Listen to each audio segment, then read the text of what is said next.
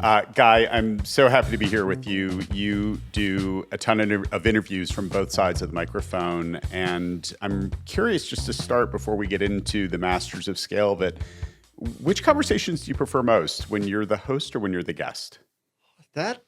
Man, I hope you have easier questions than that. The host presents a unique set of challenges that 52 times a year I have to figure out something completely different so I at least appear intelligent and sentient for an hour. The guest, you never know what I'm going to be asked. Like, oh, do you prefer being the guest or the host? So they both present different kinds of challenges, but I love a challenge. Fire away, baby. All right, let's get into it. So here we are on Masters of Scale, which has been around for about 7 years. And the focus of the show is pretty on the nose. It's right in the title. We share stories about ideas and products that start literally as chicken scratch and show how they get big. In many cases, how they get really big.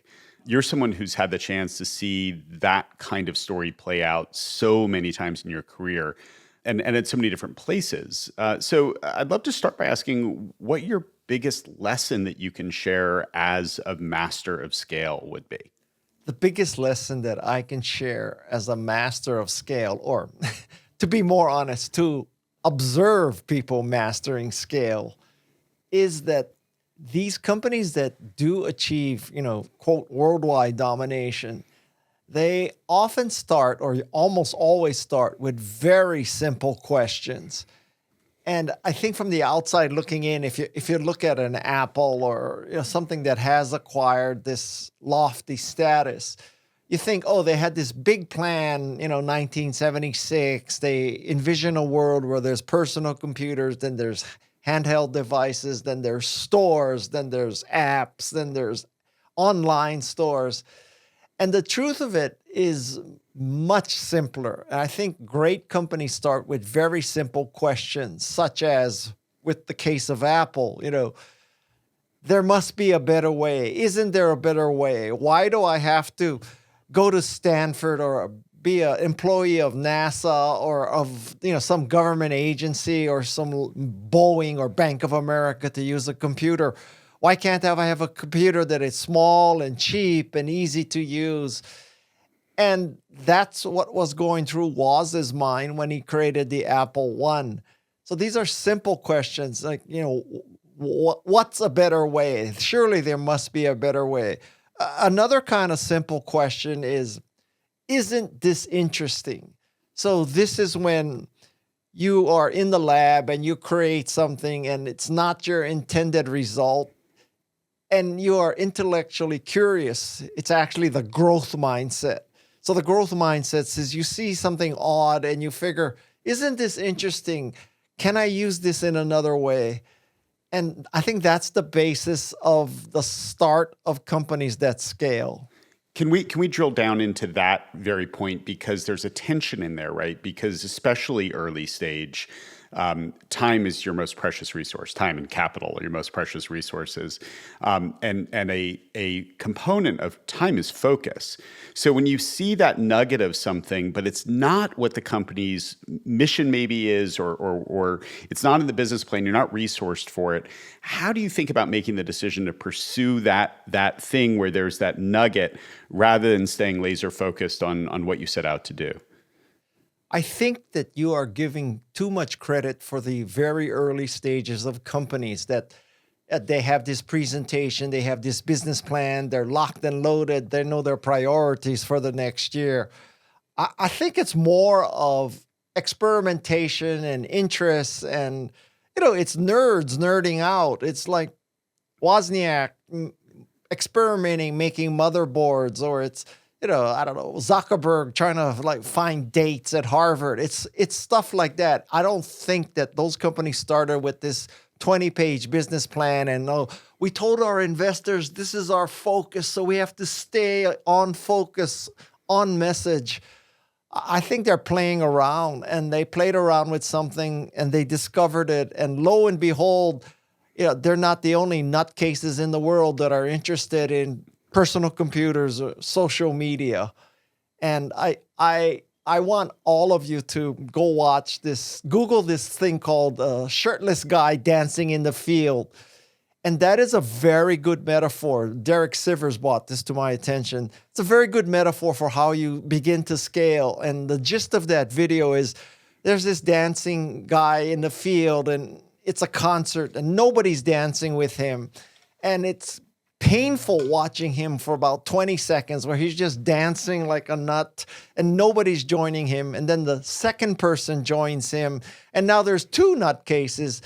This is a very good metaphor for two guys in a garage, two gals in a garage, or a guy and a gal in the garage. And then there's more painful watching. Finally, a third person joins. And then pretty soon, everybody joins and everybody's dancing in the field. And that's how I think it truly works. It reminds me of two tropes of our world. One is dance like no one's watching, and two is what you lack in skill make up for in enthusiasm. And so I'm curious about how both of those resonate with you in a startup context. That sense of F it, I'm going to do me. I'm going to do what feels right to me, and I'm not going to care how crazy anyone thinks I am. And if I don't have the skill set right now, I'm just going to go figure it out. Yeah, I think that is a more accurate depiction of how great companies started, and it's actually in almost complete contradiction with how VCs explain their business. I think many VCs, when they, you ask them on a panel, well, what do you look for? Why do you invest in a company? And they will inevitably say, we're looking for a world-class team in a world-class market with a world-class technology. And the truth is, if you talk to someone like Mike Moritz of Sequoia, Mike Moritz of Sequoia will tell you that the richest vein for Sequoia's investments, and there's no company, no VC that has, created such value as Sequoia. It's two people creating the product that they want to use. They are an unproven team in an unproven market with an unproven technology. And they do this and they make this, and to maybe they're even utter surprise, they are not the only two nutcases in the field that want to join the dance. I think that's a more realistic assessment of how great companies start. And it's not with MBAs who are reading Accenture and McKinsey reports about the potential for personal computers. So Woz and Jobs, as they're getting their Harvard MBA, they read this McKinsey report and they decide to focus on this burgeoning market for personal computers. That's fiction. Part of what's inherent in what you're saying also is something I've experienced a number of times in my career. I've been asked to present a 5-year business plan. Right? And you're laughing because it's a joke, but you think about where we were 5 years ago, right? As we sit here today, we hadn't had COVID. Generative AI was not something that more than a few thousand people were really thinking about seriously. The world was a very different place, and 5 years from now, it's going to be even more different. So, given that we know that this is true, why do so many investors, why do so many big companies, why do they think in this very narrow, constrained way where you're trying to forecast something that is literally unimaginable?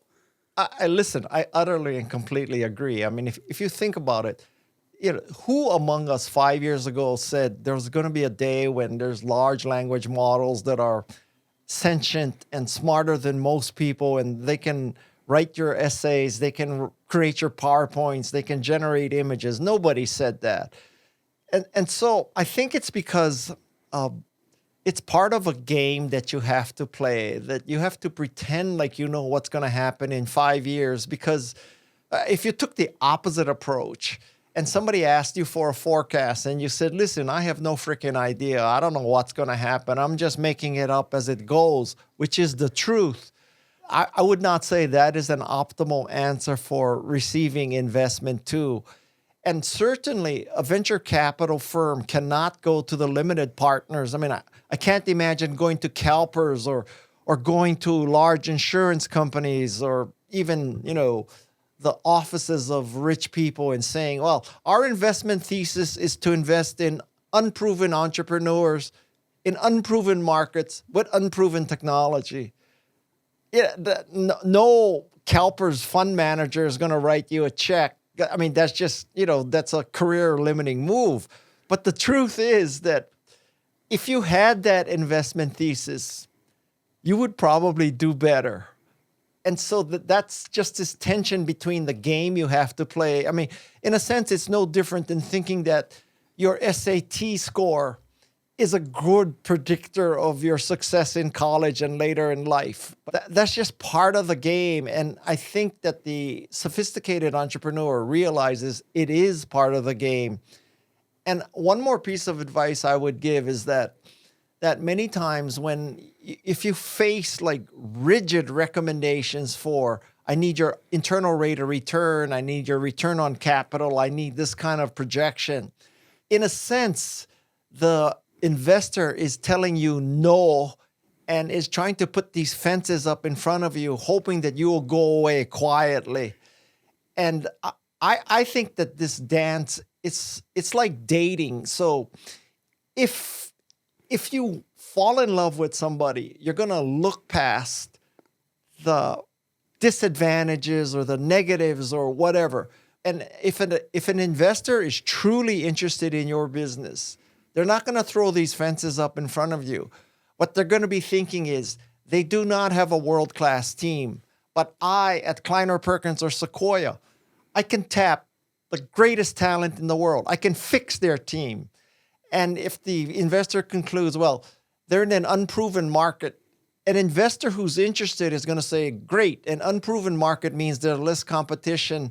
This is a good thing. And so it's kind of a litmus test on how they feel about your business, as opposed to, really what they're trying to do is due diligence. I want to project forward a minute, and then I want to go back. The project forward question is, as the AI models get better and better, do you think this fiction that we're perpetuating changes? If the AI models are telling us that actually the 5-year plans are a joke, unless you're the NFL and you're doing 10-year broadcast deals or something and streamer deals, and the real world doesn't operate that way. So do you think that with technology that's going to change in the next few years? If I had to guess, I would agree. I would think that pretty soon you'll just be able to stick a PowerPoint or a business plan into an AI model, and 30 seconds later, it'll give you a thumbs up or thumbs down. Now, many people listening to this probably are freaking out and saying, Guy, you're an idiot. Picking a winning company is science, and I have years of experience picking these things. On the other hand, 99% of the investments go bad. So I initially, at least, I would say that putting your pitches into an LLM or your business plans into an LLM and seeing what the LLM says is at least a very good devil's advocate. It's at least a very good sort of first test to give you an insight on the shortcomings of your idea. I'm not saying it's doctrine yet, but I mean, is it any worse than saying you can stick a resume into an AI model and figure out who are the best people to interview? I think that's perfectly rational, and I think that's inevitable. Yeah, and it feels like what a lot of AI is becoming right now, and is likely to be, at least for the next few years, which is, it's not a replacement for the human element. It's really a copilot. It's something that's augmenting your analysis, Yes. informing your decision making. But it's like AI informed, not AI determined. Is that a Yes. fair way to put it? I think it's a very accurate way of saying it. And, I'm a writer, and I use AI as a research assistant. I don't just go to ChatGPT and say, give me 50,000 words on how to think remarkable and be a remarkable person. I use it as a research assistant to help me write the book, as opposed to write the book for me. And I would say that's a very good use of AI for writers, and it's a very good use of AI for investors to make decisions. At the very least, you could stick in a business plan and ask ChatGPT, are there any other similar ideas that are floating around the world? Because I don't know about you, but I've met many entrepreneurs, and they always say that, no one else is doing what we're doing, and no one else is capable of doing what we're doing. And I'll tell you that my initial reaction to anyone who says that is, do you not know how to use Google? That's a very stupid attitude. Yeah, I mean, and the reality is, for me at least, I think the question is more, what's your unfair advantage in doing this? Why you rather than the 5, 10, 20, 100,000 other people who might be trying to solve the same problem? Is that how you think about it too, or do you think about it differently? Well, I think about, absolutely I think about that, because I think that is the most difficult question an entrepreneur will face. And when I looked at plans and pitches, I kind of made the assumption that, let's assume they can do this. How do they differentiate from everybody else? And I'll tell you something, the irony of this is that that's going to occur in LLMs. Like today, if I had to explain to someone when to use ChatGPT, when to use Bard, when to use Perplexity, when to use Claude, when to use all this, what I don't know if I could. I can't. I mean, I use all 5 kind of at random, and it's like in the car business. If somebody says, "Well, I want the car that's the safest." Okay, Volvo. I want the car that's the sexiest. Okay, Ferrari. I understand that, but I don't know how LLMs are going to create unique, positioning in people's minds. I want to take a half step back before we roll forward again. You grew up in Hawaii. I have to imagine that growing up there has really informed your ability to look at the world through lenses that maybe other people you work with don't have. I'm curious, when you reflect on your growing up there, how do you think it's affected your career and given you the unfair advantage? Hawaii truly is a melting pot.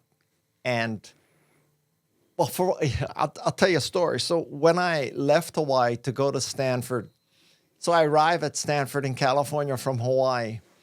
And the first thing I pick up with other Japanese Americans is they really have a chip on their shoulder. They're really pissed off at, America.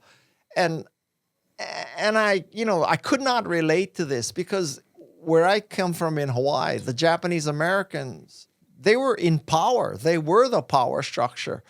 And so I meet these Japanese Americans from California. And to their defense, their fathers and grandfathers and grandmothers and stuff, they were put in concentration camps. They were put in internment camps. And that's an experience I never had. So I think growing up in Hawaii, it gave me sort of a very diverse, but maybe even unfortunately protected view of the world. You've talked in the past about how Stanford opened up the world for you. How did it do that, especially coming from Hawaii? What changed for you when you got to Stanford? Yeah, this is a pivotal moment in my life. I think that the sort of horizons in Hawaii, if you were successful, you ran Sears Roebuck at the Ala Moana Shopping Center. You ran Hilton Hawaiian Village. You work for Dole Pineapple. That was the sort of spectrum of opportunities there if you were very successful. And then I get off this airplane and I land in California, and it was as if the scales were removed from my eyes, because now there's Hewlett, there's Packard, there's National Semiconductor, there's Intel. And these people are creating international companies, not just one great department store or one great hotel. And so it just totally broadened my horizons. And I often tell people, if you can, send your kids away, because they need to see that the world is a lot bigger than an island. Now, you run the risk of the brain drain, people like me who never come back. On the other hand, I think it's just good for people to see that there is a whole different world out there, and it's full of opportunity. So, You should not hide that from them. And I imagine that most people who see what you've achieved in your life assume that you graduated Stanford and immediately went into some big tech company or started a startup, but that's not what you did. So what did you do coming straight out of Stanford? I graduated from Stanford in, let's see, 1976, and I immediately went to law school. And the reason why I went to law school is because back then, if you're Asian American, your parents wanted you to be a doctor, lawyer, or dentist. And I started pre-med and I fainted in the Stanford hospital making rounds. And I said, this is not for me. I can't handle this. And so I went to law school, and then I dropped out of law school after 2 weeks. Why? Because I was intimidated. Law school was basically saying, yeah, you may be bright, but we're going to tear down your mind and build it back up again. And I just could not handle that. I could not handle that pressure. Quite frankly, I wimped out. Maybe that's the last time I wimped out. Of course, you could make the case that, Guy, you wimped out and you ended up working for Steve Jobs, which is quite the contrast. So that's how it went down. And then I got into Apple, quite honestly, without the right educational background, without the right work experience, because I dropped out of law school. I got an MBA from UCLA. And while I was at UCLA, I worked for, of all things, a small family-owned jewelry manufacturer. So I literally schlepped gold and diamonds, and we sold to retailers. And from there, I made this, sort of jump the curve from jewelry to software in the Macintosh division. And the only explanation I can give you for that is nepotism. That my Stanford classmate and buddy hired me. And on paper, you wouldn't need AI to reject me as a candidate to be software evangelist for the Macintosh division. I'm telling you, it's 100% nepotism. And actually, that yields a very valuable lesson, which is that it's not how you get a job. It's what you do with the job once you get it. I'm going to push back on you that it was nepotism because, one, that was Ohana you made, not Ohana you were born into. That's true. And two, the lesson that I've heard you talk about, having learned from schlepping jewelry all over the world, is that sales is everything. And you have to know how to take care of your customers. And I have to imagine at Apple in those early days, having someone in your role who was relentlessly focused on the needs of the customers was a critical component. And so actually you seem like the ideal hire for it, given the experience that you'd had. Well, far be it from me to correct the record. But let me more accurately describe this. So the jewelry business is built on hand-to-hand combat. People think of sales today as, should I make the border blue or should I make it yellow? And let's do A/B testing and see if we get, more than 1% click-through rate increase. This jewelry business is hand-to-hand combat.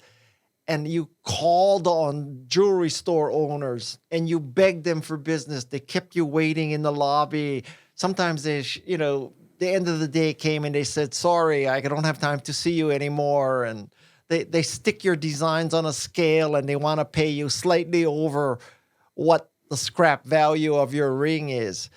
And all that really taught me how to sell. And that skill has stayed with me the rest of my life. Believe it or not, working in the jewelry business prepared me to be a tech evangelist. There's no doubt in my mind. Fast forward now to 2005, and Steve Jobs gives this amazing commencement address at Stanford, and he says, you can only connect the dots looking backwards, and truer words are never spoken. Like, you would not say, okay, guys, so the path to get into technology is you go to law school, you drop out after 2 weeks, you go back and get an MBA. In the MBA series program, there's enough time for you to work on Friday, so you go and start counting gold and diamonds, and that's going to prepare you to someday work for Steve Jobs in the Macintosh division of Apple. If you believe that, I have a lot of oceanfront property to sell you in Arizona. And let's hope we don't end up having oceanfront property in Arizona anytime soon. Guy, when you were back at Apple in those early days and you were pitching software companies to develop for the Macintosh platform, what lessons did you bring forward from schlepping jewelry all over the world, and which experience was actually harder? Well, let me answer the second question first. I think selling jewelry was harder because jewelry it's made of commodities, albeit valuable commodities like gold and diamonds, but you can stick that on a scale. Whereas with Macintosh, we really had magic, and it's hard to really appreciate how different Macintosh was from the Apple II and MS-DOS, and it was magic. And if you come from a world of electric typewriters, and the best case for correcting your mistakes is this white liquid or this white liftoff tape. And the first time you see Mac Write and Mac Paint integrating graphics, multiple fonts, what you see is what you get when you print. That is absolute magic, right? So that's kind of easy to evangelize. But the skills that I learned in jewelry that applied to evangelism was patience, because we faced a lot of rejection evangelizing Macintosh, don't get me wrong. And it was, to use the words of Angela Duckworth, it was about grit. You just had to persevere. And listen, when you've been beaten up in the jewelry business, the tech business is not that hard.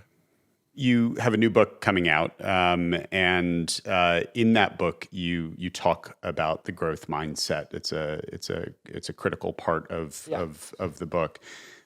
When you reflect back on those early days at Apple, how much of the success was predicated on having a growth mindset, and was there a sense of how big Apple could be back then? Well, let me answer the second question first. So you are talking to a person who quit Apple twice and turned down Steve for a third position. So the receipts indicate that I obviously did not think that Apple was going to be the most valuable company in the world, because I left there twice and turned down the chance to come back. So, shame on me.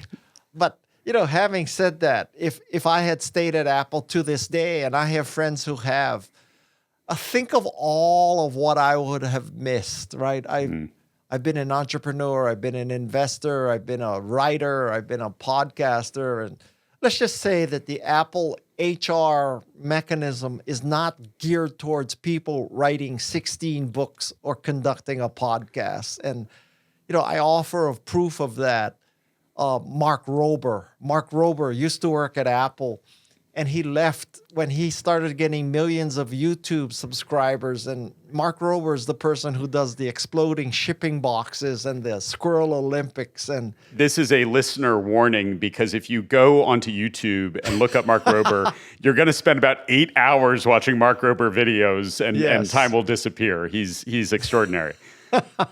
And he couldn't do that if he were at Apple. If he'd stayed at Apple, there's no way he could have done that, right? No way. So you and Mark are great examples of people with a real entrepreneurial mindset, and yet, this concept that we talk about on Masters of Scale of intrapreneurs, right? Entrepreneurs within big companies. Yes. What could Apple, or not even, let's not make it specific to Apple, what can big companies learn from your experience about how to not just keep talent like you, but inspire talent like you, especially when your role is as evangelist. You're the one who's out pitching the vision for the company. Well, I've thought about this a lot, and I'll give you some factors that I believe would help intrapreneurs. So first of all, you will need an egomaniac leader, because this egomaniac leader has to withstand a lot of pressure from the existing infrastructure of the company. And the negativity that this leader is going to face is that the sales force is going to say, we're not interested in this product. Just give us better, faster, cheaper status quo. And the factory is going to say, we know how to build a widget. Now you're making this completely different thing. We don't know how to make it. We don't know how to buy parts for it. We don't know how to source parts for it. And, the retail channel is going to say, no one's walking into our stores looking for this. They're walking in looking for better, faster, cheaper status quo. So you have to deal with all that negativity, knowing that, if you don't make the company jump to the next curve, the company will die. I mean, who among us is going to Blockbuster today? Who's using a Remington Rand computer, a Smith Corona computer, an NCR cash register? Or who is using a Kodak camera? And Kodak is a particularly good example because in 1975, Steve Sasson, an engineer at Kodak, invented the digital camera. So, yeah, read my lips. Kodak invented the digital camera. Now, if you were at Kodak and you're Steve Sasson and you invent these digital camera and you go to your boss and you say, guess what, boss? I figured out a way. People don't have to buy film anymore. Am I not a remarkable engineer? You would have been probably fired. The lesson is, first of all, there's a scare tactic. The scare tactic is, do you want to be the next Blockbuster? Do you want to be the next Kodak? Or do you want to be like Apple that went from personal computer to handheld devices to app stores to, continuously reinventing itself? It's easy for me to say, because I'm not the head of a publicly traded company, that 89 days from now I have to report results, because very few innovations pay off in 89 days.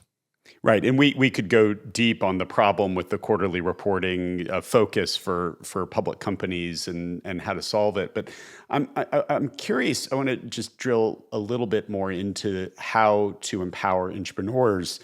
One of the lessons that you talk about is not being afraid to polarize people.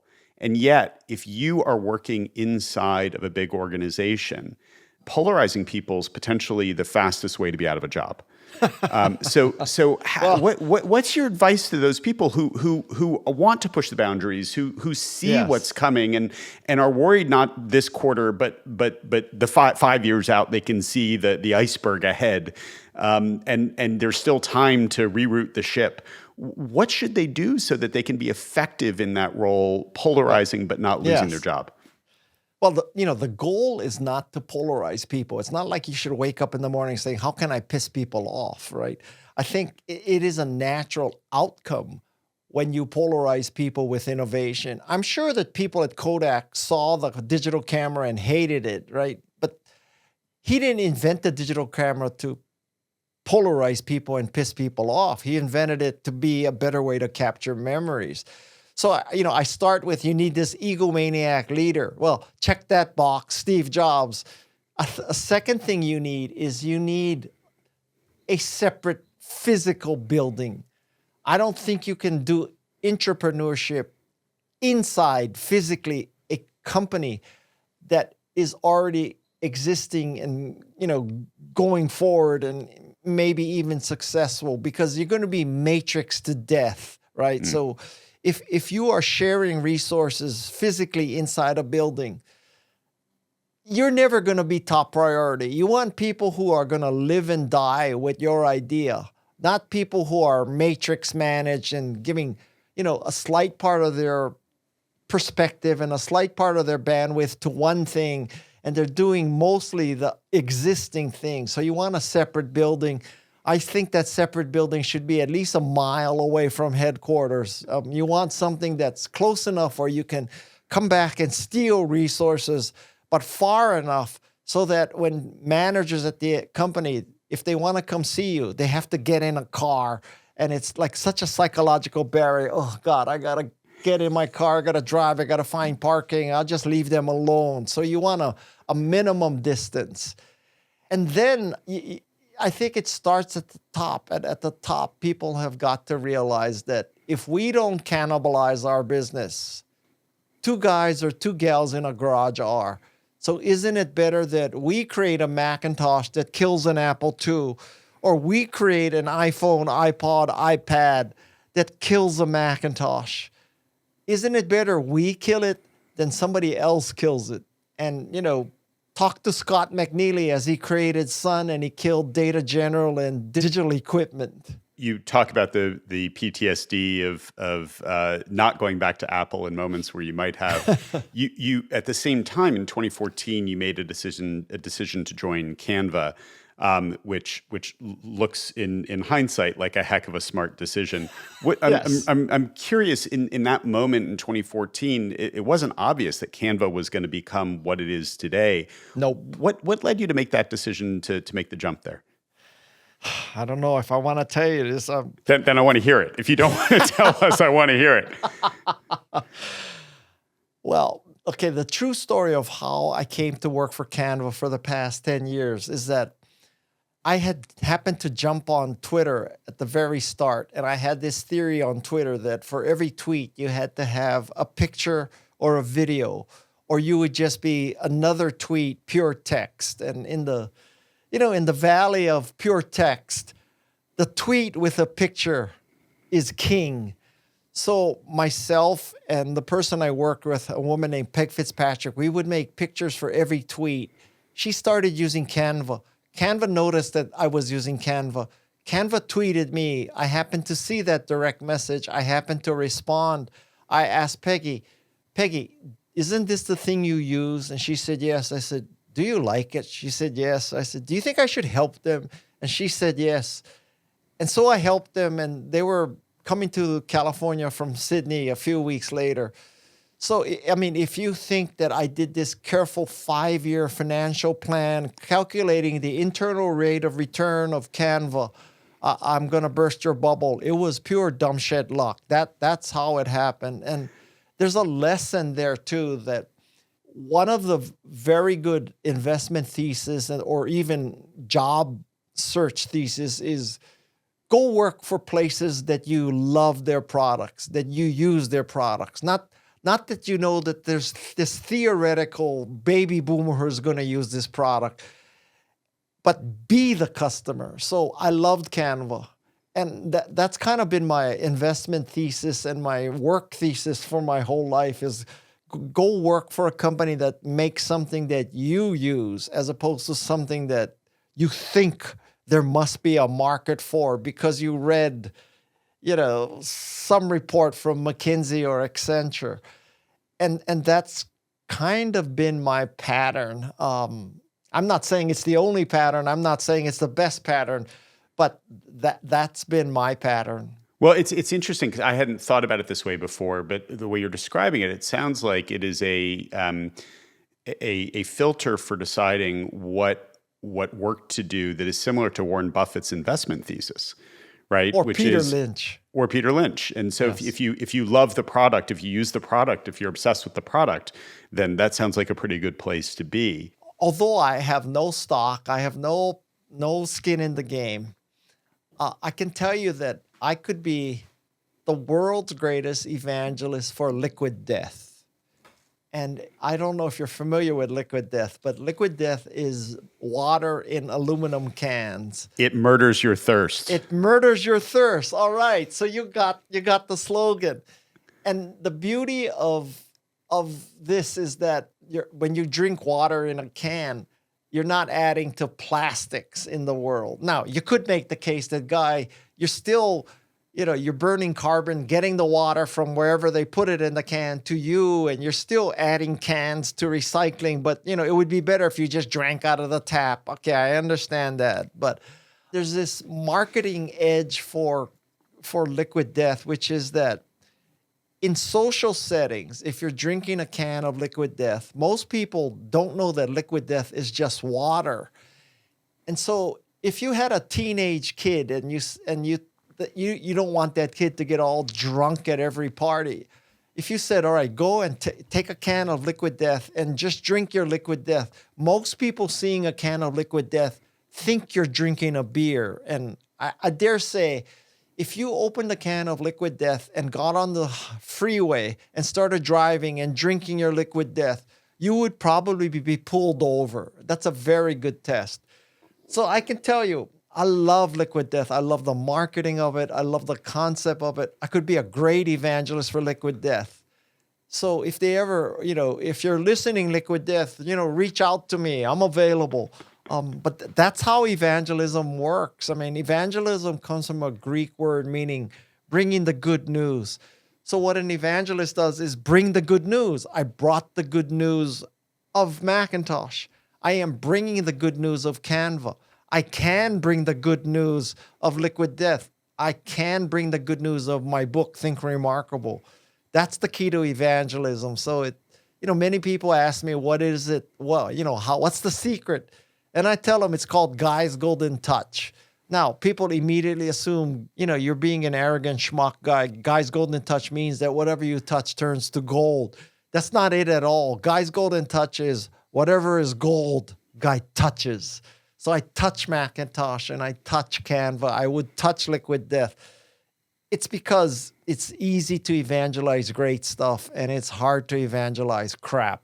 Evangelizing Canva in 2014 is also different than evangelizing Canva today. So over the arc of a brand's life, I mean, let's use Liquid Death, right? It's not just water. It's a brand. It's an identity. When you drink Liquid Death, you're making a statement about Yes. who you are, right? So in the early days of a Liquid Death or Canva or a Macintosh, there's an awareness challenge, right? Yes. And you have a very, very tiny core audience who identifies with the brand. But if you're successful over time, that core becomes much, much bigger. So how does the evangelist role change from those early days to the later days? Well, at this point, 10 years in, I could not hurt Canva if I tried, right? I mean, it's got 170 million monthly active users. And I return to the metaphor that I started this with, which is the shirtless guy dancing in the field, right? So 10 years ago, it was me, Melanie, and Cliff, and a handful of people, and we were dancing in the field looking like fools when everybody was using Photoshop and Illustrator. And, people were saying, if you truly want to be a designer, you have to learn Photoshop. You have to be an Adobe customer. And there we were dancing in the field. And same thing with Macintosh. We were dancing in the field when everybody was using MS-DOS. And I guess what I learned, at least in my life, is that a demo is worth 1,000 slides. So you can have all the slides you want and talk about your differentiation and your, key selling points. And everybody makes a chart and, there's these features and your competition's column is all empty, but your column is all check, check, check, check, check. Everybody does that. It's all BS. So I think the rubber hits the road when you, back then in 1983, you pull your Macintosh out of a bag and you show them Mac Paint and you show them Mac Write. Now, these are people who are used to Selectric correctable typewriters or at best, daisy wheel printers. And you show them Mac Paint and Mac Write and bada bing, bada bang. They either get it in 10 seconds or they never get it. I think the same is true with Canva, that with Canva, I can build an Instagram graphic faster than most people can boot Photoshop. And you immediately get it. So I'm telling you, if there's a skill that is necessary for entrepreneurs to succeed, this dancing in the field stage, it is you have to do a great demo. A demo counts for 1,000 slides. We sit here talking in March of 2024. You referenced a whole host of generative AI tools that you are using, experimenting with, et cetera. As you try to look ahead as far as one can in this world, let's use the lens of Canva. How is AI going to change what Canva brings to its customers, and what competitive risks do you think Canva faces with these new generative AI products that can spin up new services in literally a matter of minutes? A competitive advantage as well as a threat to Canva is that you really can say now, you can sort of prompt, I need 10 slides to pitch a company that does this. The first slide is, a description of the product. Second slide is an analysis of our team, et cetera, et cetera. and then Canva can just generate something, but it is a first pass, right? And it is a very good first pass. And I use this for writing, give me the first pass. I can't tell you that when I do writing using AI, that it's 90% more efficient. I think it's about 20 or 30% more efficient because I still do a lot of editing. And I would make the case that, at least at the state of the art today, generative AI, Canva can just create beautiful things for you, but you still have to make sure that the message is right. So it is the world's greatest assistant, but it is not a replacement for you. I hear that, and I as I use AI, as the team behind Masters of Scale uses AI, we're getting more efficient. It's helping us work more quickly, whether that's Grammarly or Descript. I mean, it's incredible how much more productivity we get, but that human element is still there. I'm curious. I mean, I don't believe that there are many companies of any scale out there right now that don't have committees or teams that are focused on the threat posed by AI, beyond what it can do to make your product or service or whatever you're offering is better, or make your team more efficient. I'm curious what your advice would be to companies that are just beginning to assess the threat that AI poses to them, how they should go about doing that.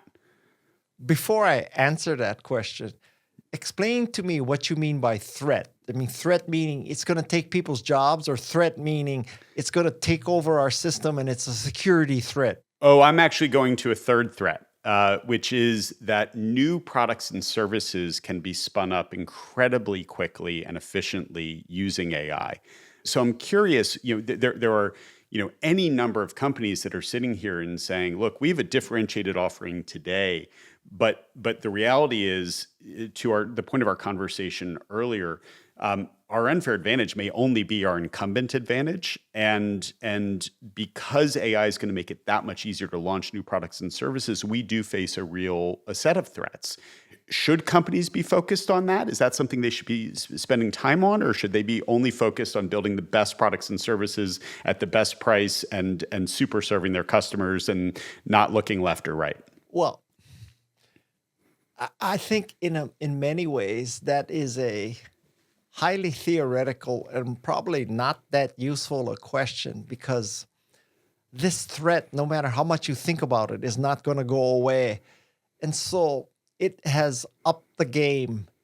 And you being pissed off that there can be more innovation easier, and so we're under a threat. Yeah, okay, I'm not your psychiatrist. I'm afraid that, you're going to have to just deal with this. But listen, I'm a glass half full kind of guy. And I would say, if I were running these companies, I would say, oh my God, this is the best thing ever for us to innovate. And we're going to embrace AI before our competition does. And we're going to embrace AI before two guys in a garage do. And we're going to take those two guys and two gals in a garage who are innovative. And if we can't out-innovate them, we're going to buy them. And even if they're close to us, then we have to use our other strengths, such as brand awareness, scalability. What a concept. There should be a podcast about that. So we can scale. Apple has significant advantages to make anything over any two guys, two gals in a garage. You just have to figure that this is going to happen, and we just have to use it as best we can. I mean, I think it's the most exciting time. To me, AI is a bigger deal than personal computers, chips, social media, internet, all combined. I cannot believe how much has happened in 1 year. Bigger than the Industrial Revolution? Bigger than the Industrial Revolution. I seriously think so. It is. I feel so lucky to have been born and been living when this happened. This is humongous. Yeah, we are living through history, and we have the privilege of getting to use the products and services as they're coming to market that will Yeah. likely shape generations to come. And your book, Remarkable People, is just out as we're talking today. You've talked a little bit about how you've used AI in the process of writing.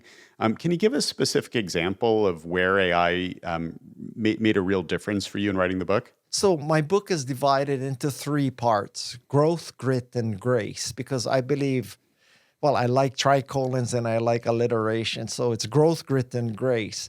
The growth section is kind of built around the theories of Carol Dweck from Stanford. She's the mother of the growth mindset. And I noticed this book comes from interviewing 250 remarkable people like Jane Goodall, Stacey Abrams, Wozniak, Stephen Wolfram, Bob Cialdini, David Ocker, Jennifer Ocker. This is like really remarkable people. And what I noticed is that every remarkable person had a growth mindset. To be remarkable, you have to have a growth mindset. Now, there are two kinds of paths for many of these remarkable people. Some people, like Jane Goodall, they fall in love with animals at age 6, and for the next 84 years, they're focused on animals. Then there's people like Julia Child. Julia Child, until her mid-30s, was a spook working for the OSS. The OSS is the organization that became the CIA. And in her mid-30s, she moved to France, fell in love with French food, and that's why Julia Child is the French chef. Now, so I noticed that there's these two theories, and part of being remarkable is you have to be able to hold two conflicting ideas in your head. One is be like Jane Goodall, stick to the path and grow on that path. Another is change horses in the stream. And so I love the theory of people making great changes. So I need examples. And I'm telling you that writing a nonfiction book today with ChatGPT is so much easier than before. Because before you had to depend on reading extensively and knowing a lot of people who could give you ideas. So I go to ChatGPT and I said, give me 5 or 6 examples of people who have made radical shifts in their career and achieved great success. 30 seconds later, ChatGPT says, Jeff Bezos. Jeff Bezos started as a private equity person and he moved to, selling books and e-commerce. And the second example it provides is Julia Child. And I say, Julia Child, how is Julia Child an example of switching careers? And that's how I learned she worked for the OSS and then switched to French cooking. Now, ChatGPT makes crap up. So then my co-author, I tell her, listen, I just read this about Julia Child. Go verify that it's true, that she worked for the OSS and she worked for a shoe company right out of college, in marketing. And then she moved to Paris and became the French chef and wrote the cookbook and became the TV personality. And I can tell you with total certainty that Julia Child would not be an example in my book were it not for ChatGPT. Amazing. I'm curious, we talked about being at Canva, we talked about Liquid Death. If there's any other company in the world that you could wave a magic wand and go become their chief evangelist, what would it be and why?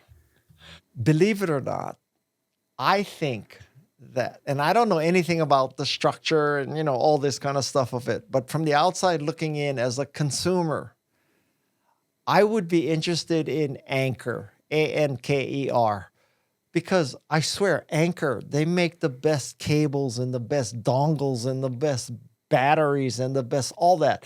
The accessories that Anker makes are such high quality. Almost every accessory I own is made by Anker. I use my Anker charger to charge my MacBook, not my Apple charger, right? So Anker has great products, and great products attract me. So if you're listening out there, Anker, reach out to me too. Hopefully we'll have them sponsoring soon. Guy, what's something you do in your workday that helps make you more efficient, maintain your optimism, something that might not be obvious, isn't your Monday morning stand-up. Do you have a routine or a ritual that would be helpful for us to know about? I definitely have routines and rituals. I don't know if they'll be helpful, but the secret to my success is grit, that I am happy. In fact, I enjoy grinding it out. So I work very long hours, and I don't need to work in the sense that I need to put food on the table. I've been fortunate enough where, that's not a particular threat to me. But I love to grind it out. And I'll tell you a very small thing. So basically, almost every morning, I toast one piece of 9-grain bread, and I put peanut butter on it, and I slice up a banana, and I make a cup of coffee. Almost every day I start like that. And you're thinking, Guy, you are such a boring person. And you're right. But you know what? That is just like one thing I do not have to think about, right? So I'm not worried about, should I make crepes or should I make pancakes or should I make scrambled eggs? I just like toast, banana, peanut butter, done.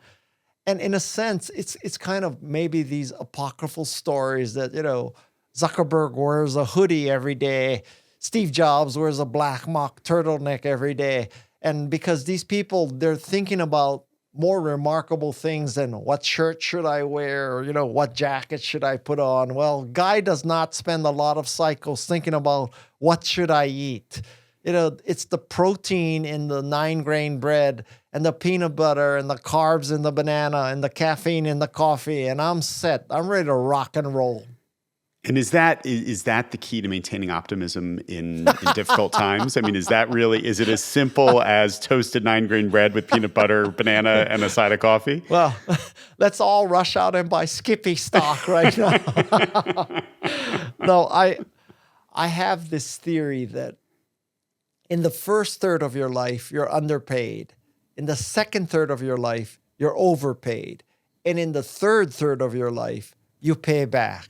And I'm in the third third of my life. So I am almost 70 years old. I'm not looking for a job. I'm not trying to make new friends. I want to leave a legacy. And that legacy is not going to be a building next to Bill Gates' building or Jerry Yang's building at Stanford, because quite frankly, Stanford has $60 billion endowment. I would give it to Cal State, Monterey Bay before I would give it to Stanford, or I'd give it to Cabrillo College. And I think that, when I die, I want people to say, I helped them make a difference. I helped them make a difference with my book, Think Remarkable, with my podcast, interviewing remarkable people, with my appearances on podcasts like this, where I can spread the word of, how to be remarkable, and my investing, and my speeches and my advising. That's how I want to be remembered, that I help people make a difference. So that's why I'm optimistic. That's my ikigai, if you know the Japanese word. I do. In fact, it's on my bookshelf somewhere, a book by that name. There are so many moments in everyone's lives and careers where they look back with the benefit of hindsight and they see the mistakes they made. And they often fall into a trap of regret or shame, and get into the what if. You seem to have avoided that. How have you done that? Listen, I have the mother of all what ifs, right? So as I said, I'm the guy who left Apple twice, turned down Steve Jobs. I can tell you one more what if hindsight, which is Michael Moritz, the Michael Moritz of Sequoia. He called me after I left Apple and he said, Guy, I have a company down here by Stanford. I want you to interview for the CEO position. And I said, Mike, well, what's the company's name? And he told me the name. I looked him up and I said, Mike, I have one son now. I have one more in the chute. And driving from San Francisco, where we live, to where this company was, it would be like at least 2 hours a day round trip. I just don't want to drive that much. I just don't want to, take myself away from my family. So I would have been the CEO of Yahoo. So by my calculation, that costs about $2 billion. So you're talking to a person who has a lot of very expensive hindsight lessons. But I will tell you that, at a very rational level, if you think about it, what good does it do to beat yourself up? Because you cannot go back in time. So to embrace the incredible value of Carol Dweck and the growth mindset, that when you make a mistake like that, you use it to prevent future mistakes, or at least to make different mistakes in the future. And so one of the lessons that I learned from quitting Apple and all that is that, sometimes the grass is not greener. And the optimal decision is to stay on the grass you're on and fertilize it and water it and make it greener, not jump ship. One of the things that I find myself in conversation with business leaders almost 100% of the time these days is we live in a complicated world. We face threats well beyond AI. We face threats to American democracy that we haven't faced since the American Civil War. And business leaders really struggle with when and where and how to speak out on issues that we're facing. So as you think about being in this third give back phase of your career and life, what's your advice to business leaders on when, how, why, where to speak out on broader social issues? Okay. I have to tell you a story to answer this question. So in 2016, I was a Mercedes-Benz brand ambassador, so I had to go to Germany pretty often. So I'm in Germany and I have dinner with two friends, and they're 45 years old. And they say to me, Guy, to this day, we talk to our parents and our grandparents, and we ask them, how did Hitler take over Germany? How can a person like that, so evil, run a country? How did you guys let that guy take over? And then they said to me, Guy, this is 1930 in the United States.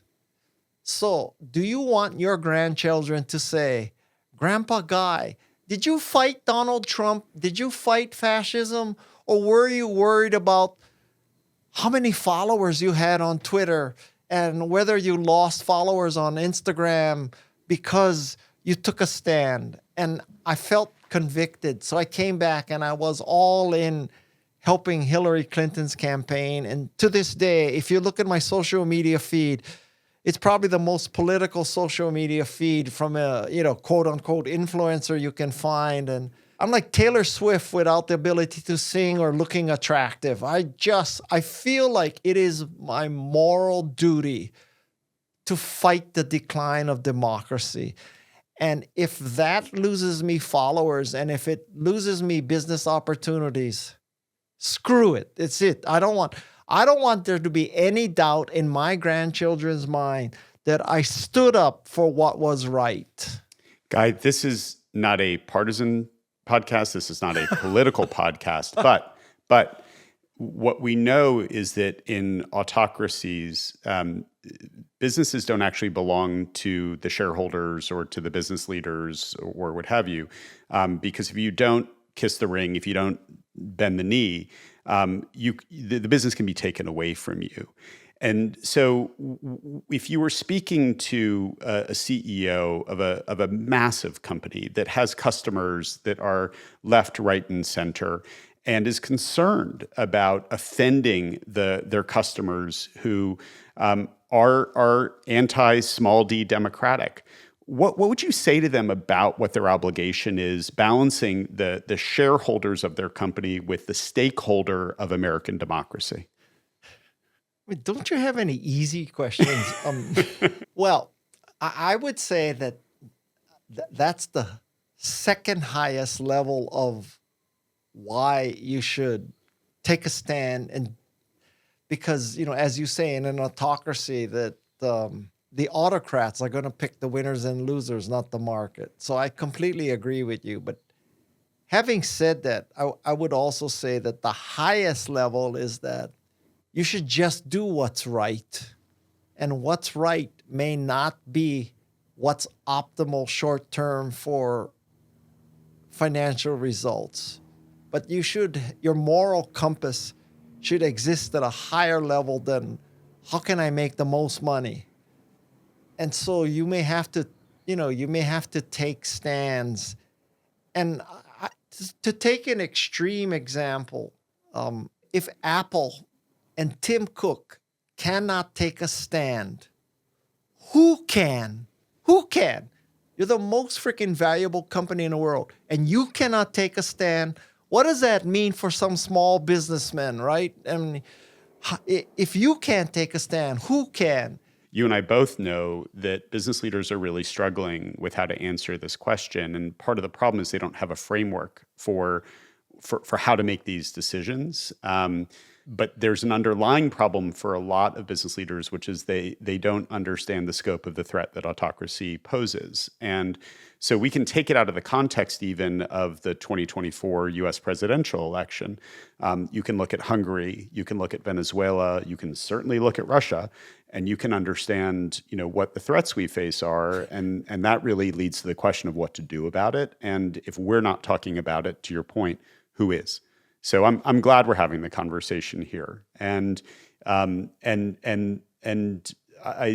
think you're a hero for speaking out on these issues and being willing to take the slings and arrows, and to take us into a lighter place.